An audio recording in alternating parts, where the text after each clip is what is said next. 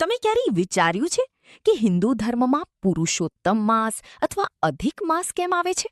શું ભગવાને ખાસ બનાવ્યો છે આ મહિનો, કે પછી એની પાછળ કોઈ વૈજ્ઞાનિક કારણ છે?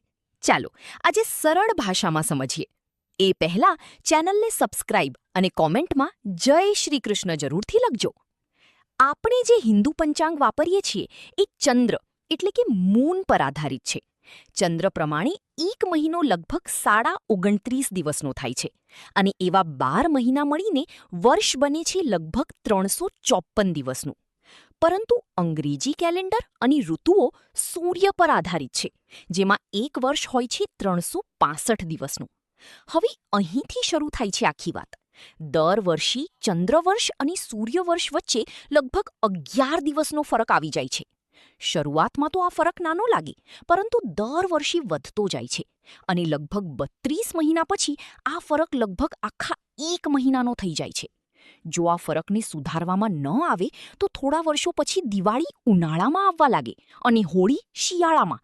એટલે ઋતુઓ અને તહેવારોનું સંતુલન બગડી જાય.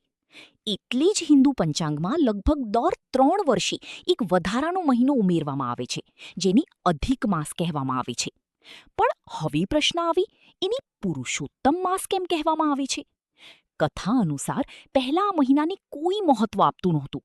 બધા શુભ કામોમાં એને ટાળવામાં આવતો.